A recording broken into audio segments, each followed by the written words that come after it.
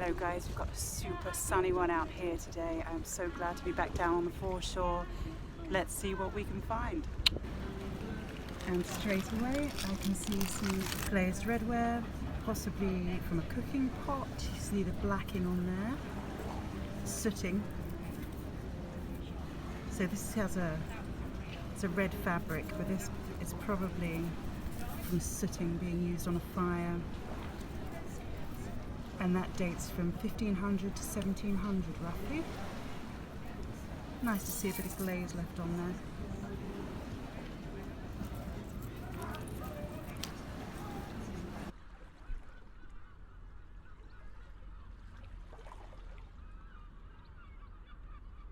Another couple of bits down here. One is Roman, the other is probably post-medieval. Here's the first, good old roof tile.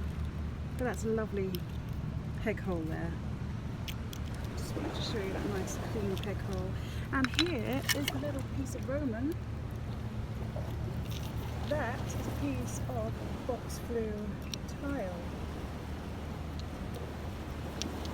So I'll take that home with me.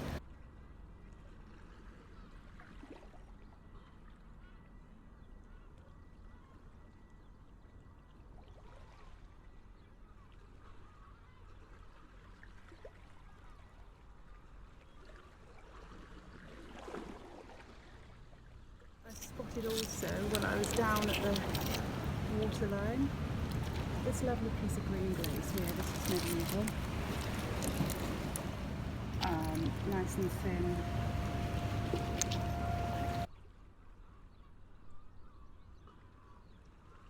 And what else? Oh, a piece of salt glaze. Not like you haven't seen this a million times, but I picked this up anyway because am I even mudlarking if I don't see some salt glaze? I'll leave that one there, but I'll definitely take this Roman piece and I'll take this medieval piece too. Well, I've got my specs on now, so you know I mean business. I am making my way over to the little spot that I hope will be uncovered. It's not such a low tide, but let's see if we can make it work. I think we probably can. We can always find something interesting to look at. The area I'm on at the moment is not going to be uncovered enough for us to get any great finds here. So we'll head up to this other bit and then maybe head on down the other way too. Let's see where destiny takes us. I've just paused in a little patch that, although oh, how strange. No, it cannot be. Right, this is very odd. I've literally just picked this up from down there. Do you remember a few weeks ago I found that little cufflink? Is this? I can't believe it. This is pretty similar to the other thing I found. It's not quite the same, it's a bit bigger. This is a lovely thing. Wow, okay. What is it? Some kind of stud? Alright, well that caught me off guard because I'm in this area that I always come to, and I always go to very specific spots in the area I always come to. So I thought, let me head over to another spot that I never go in. And the reason I stopped was I found this piece of ceramic here. So I stopped for that. Then I noticed down here, a pipe. Oh, I've just dropped my thing. So there, just one of the regular 18th century pipes there. Nothing on the base. And then found this little chap. This is a great find, and I am so pleased I spotted it, and how serendipitously too. So with thanks to Cuffs, a mudlark that you might have spotted on one of Sci-Fine's videos, or perhaps you already follow him on Instagram. As ever, I will add links in the video description. I can confirm that this artefact is indeed a stud, a collar stud to be precise. It's decorative, probably copper alloy, and dates to the 18th century. I've found similar studs on the Portable Antiquities scheme database, which you can see on the screen now. Once I start recording my finds at the Museum of London once more, I will be able to update you with more information on this fabulous find. Now, I did spot a nice chunk of Staffordshire slipcomb, so let's look out for that. Down here, we've got a tiny piece of tin glazed earthenware, otherwise known as delftware, and that's the tin glaze there. The reason there's hardly any glaze left on it is it's really fragile, it flakes off very easily. Put that there.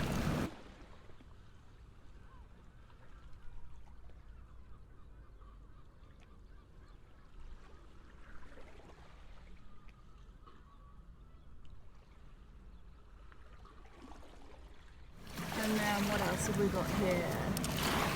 Piece of good old transferware there. Late 18th century onwards, otherwise known as a willow pattern.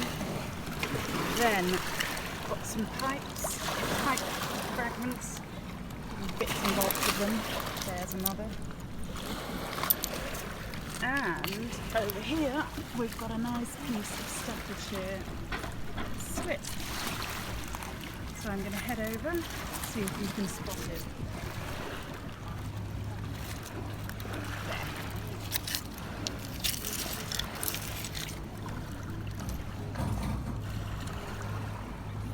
Nice chunky piece, I'll take this home. Can't resist it. And that looks like it would have been from a meat platter or charger. There we go.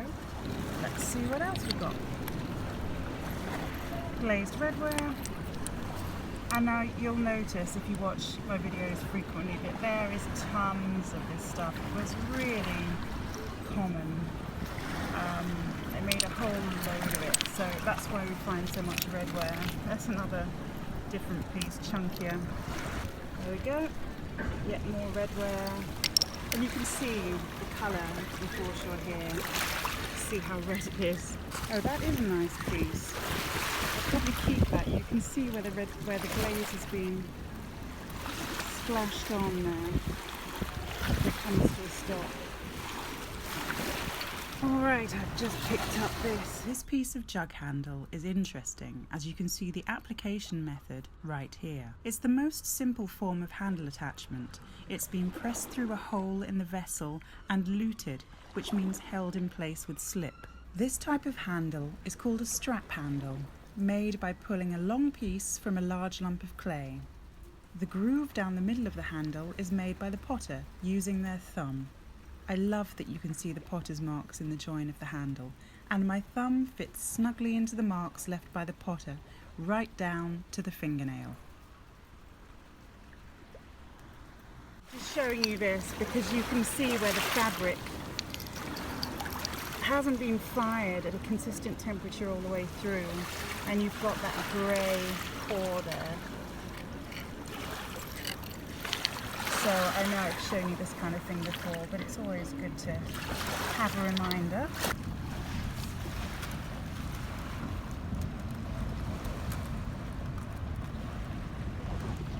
And here we are, another piece of Staffordshire.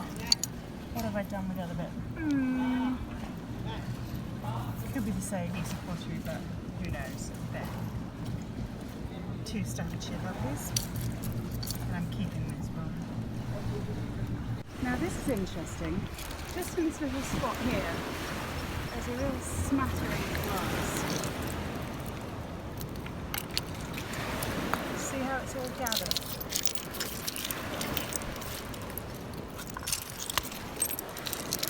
All these bottle pieces. And then it goes on all the way up there. Have a little look.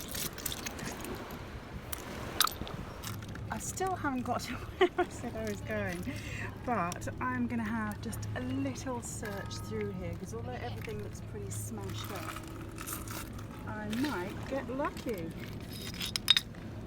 Barge bed, as I've said before, and it's where the barges would come and rest.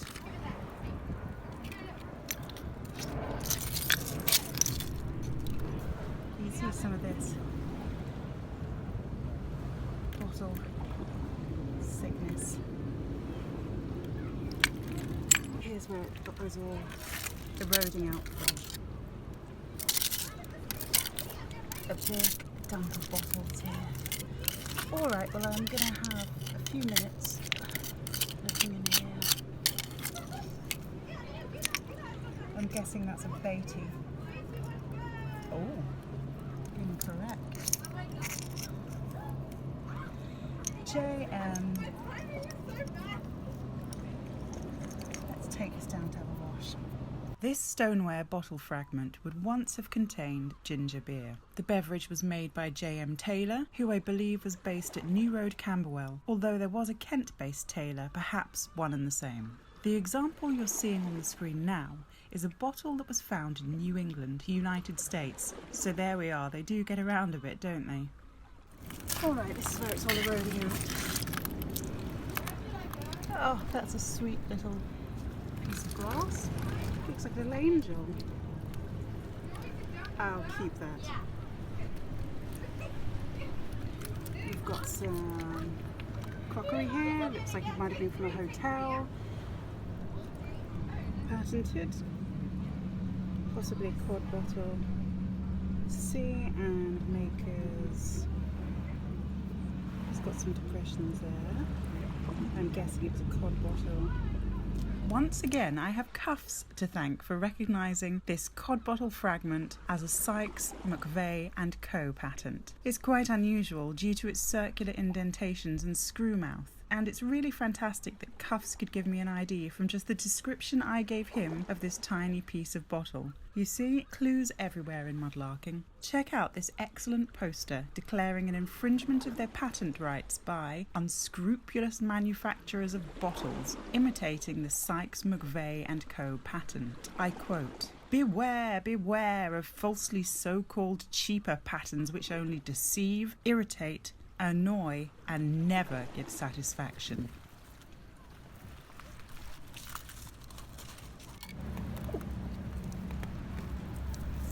There we go. Nice piece of tin glaze.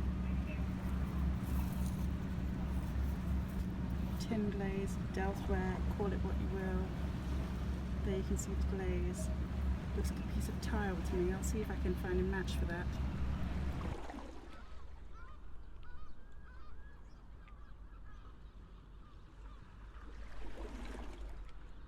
Just spotted this little tooth line here. Bum bum. Oh, is that in the jaw? Blimey, yes it is. Probably from a cow or a horse. I'm saying cow. Right, you're never going to guess what, guys, but I'm still not at the spot I have been intending to go to. So I'm going to leave this area now, head to that spot, and then we'll come back down here.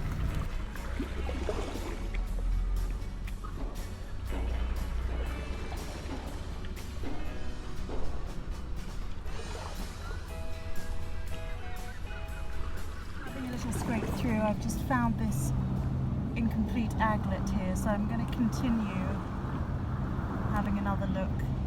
This is a fastening that would go on to the end of a lace, as in an arm sleeve lace, chest lace for clothes, for shoes, like we have on our laces today, but these were made of copper. So I'm going to keep having a little look through here, a little dig, and let's see what else we can turn up. Right, I'm going to stay on with this spot because it's really promising. The tide is literally about to swallow us up. Okay, so I keep having to leap out of the way, but this is the spot I've hit. I found a bag seal. There we go. There's a bag seal, cloth seal even. Cloth bag seal there. This little line here just keeps on giving. What is that? Nothing. Okay, You can see it's kind of full of pins around here. This is the perfect place to be looking. Right, just scrape this beauty out. Look at that. And the tide's coming up fast. I'm not sure what that is yet. That's a real treasure. So obviously I will be showing you it in a minute when I've been home and researched it. So here it comes. It's a medieval token, and once again fellow Mudlark cuffs managed to pinpoint it with accuracy. It's of geometric design, made in London, and features a 6-foil design similar to specimens found in Paris. The token dates from the 1350s to the 1430s, putting it between the reigns of Edward III and Henry VI. We know this as the same kind of token was found with coins of Edward III and Henry VI at several Thames foreshore sites. I'm quoting now from the British Numismatic Society's publication English Tokens 1200 to 1425. Geometric tokens succeeded pictorial tokens as the dominant series at about the time of the socio-economic upheaval caused by the Black Death, the 1350s, and they were themselves replaced by tokens of the cross and pellets series and other contemporary groups during the reign of Henry VI, the closest assessment being the 1430s. They are made of lead only and have a fairly constant diameter, around 14 to 15 millimeters. I am so pleased with this find. It's already been a really great day. So huge thanks again to Cuffs for helping me to ID it, and it's absolutely my find of the day. So I often find corset bust hooks like this. Just found one attached to a bit of corset bust to go along with the hook. Right, here comes the tide again.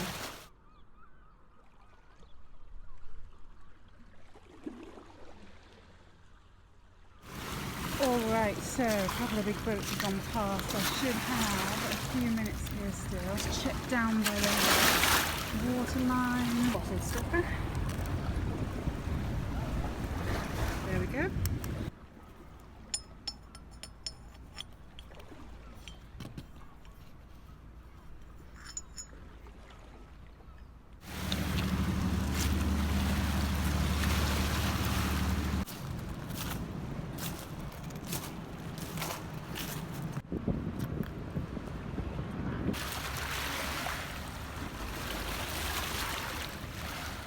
This Rufford brick is an interesting one. Pretty normal to look at, but interesting because we have a specific date range of when it could have been made, no more no less, as Rufford & Co. produced glazed fire bricks from 1802 to 1936. This brick also opens doors to a little Black Country social history.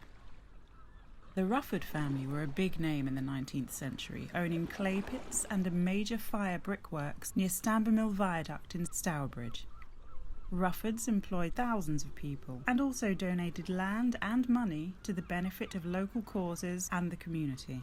They were famous for their glazed fire bricks, baths, sinks and troughs, but founder Francis Rufford also had banking interests and enjoyed considerable wealth and influence. At the peak of his wealth and powers, he was an elected MP and chairman of the Oxford, Worcester and Wolverhampton Railways. It was all to come crashing down, however, as his bank, the Rufford Rag Bank, made some poor investments and went absolutely bust. Francis Rufford declared bankruptcy in 1851. At this point, his son, Francis Tongue Rufford, took over the brickmaking business. F.T. Rufford died before the century was out, but the brickworks continued until 1936. Something quite kitsch looking. Very 60s looking. Quite sweet. Now that's a sweet oyster shell. I collect these because I paint the inside for the eyes. So that might be a bit of a keeper anyway. It's very old and nice looking one. And there's a bit more of that kitsch looking tableware. Perhaps it's even more modern than I thought. Now let's take a look at some of the other pottery shards I picked up today. Well, well, well.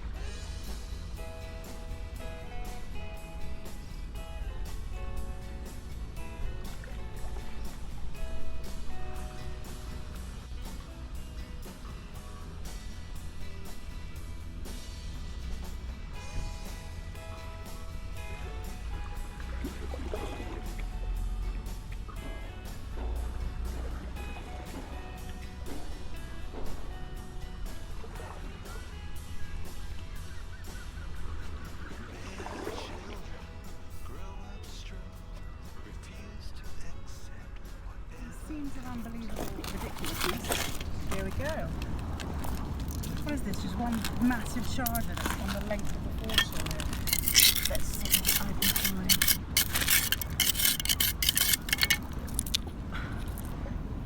Nice piece. Keeping it. I'll tot all this up before I finish today and you can see what we found.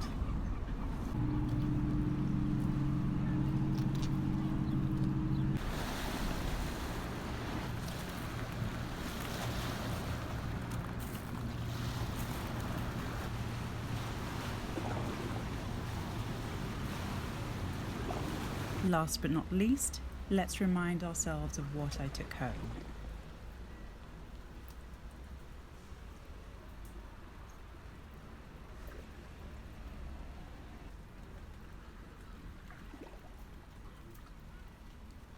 Well guys, as you can see by the look of my dishevelled appearance, I'm at the end of the day. It's scorching out here, it's been a beautiful day. We've had some wonderful finds, so thanks for coming along with me and I will see you very soon back down on the foreshore.